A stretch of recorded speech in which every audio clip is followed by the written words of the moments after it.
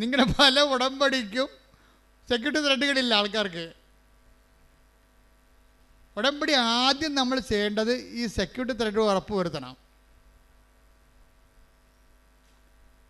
എന്നുവെച്ചാൽ ഉടമ്പടി എന്താണ് നമ്മൾ ദൈവത്തോട് ചെയ്തിരിക്കുന്നത്, വാഗ്ദാനം ചെയ്തിരിക്കുന്നത്, അത് നമ്മൾ ചെയ്തിട്ടുണ്ടോ എന്ന് ഉറപ്പ് വരുത്തുക. അപ്പോൾ സെക്യൂരിറ്റി ത്രെഡ് ഓക്കെ ആവും.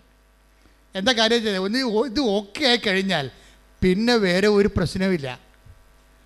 ബാക്കി എന്താ കാര്യം? പിന്നെ വേറെ പ്രശ്നമൊന്നുമില്ല. ബാക്കി ദൈവം ചെയ്യേണ്ടതാണ്. നമ്മളുടെ കാര്യം നമ്മുടെ ഭാഗത്ത് നമ്മൾ ഓക്കെ ആയിക്കഴിഞ്ഞാൽ പിന്നെ ഒരു പ്രശ്നമില്ല. ഈ 500 രൂപ നോട്ട് ലോകത്ത് എവിടെ കൊടുത്താലും വാല്യൂ ഉള്ളതാണ്. കാര്യം എന്താണ്? അത് കള്ളനോട്ടല്ല. കവനൻ്റ് അങ്ങനെയാണ്.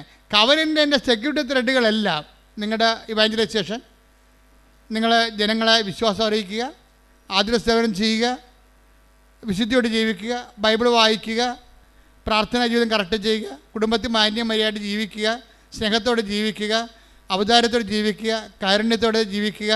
അങ്ങനെ ജീവിത രീതി സെക്യൂരിറ്റി ത്രെഡെല്ലാം കീപ്പ് ചെയ്താൽ ഇത് എവിടെ പോയാലും ഏത് കാലത്തും ഇത് വർക്കൗട്ട് ചെയ്യും. ഇത് കവനൻ്റിൻ്റെ റിസൾട്ട് വരുമ്പോൾ നമ്മൾക്ക് ആരാണ് ക്രിസ്ത്യൻ, ആരാണ് നോൺ ക്രിസ്ത്യൻസ് എന്ന് എവിടെയും കിട്ടത്തില്ല.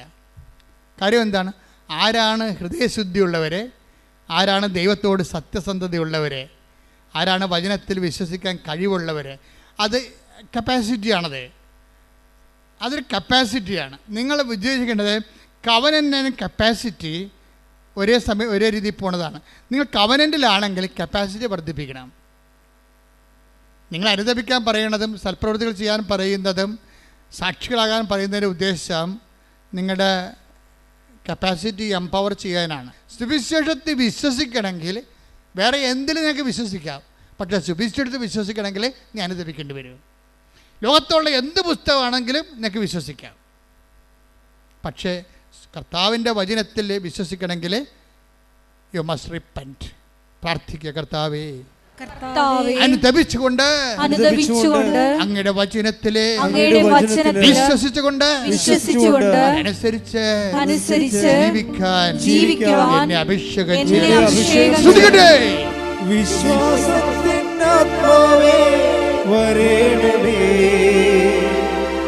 ആശ്വാസത്തിനാത്മാവേ വരേണമേ,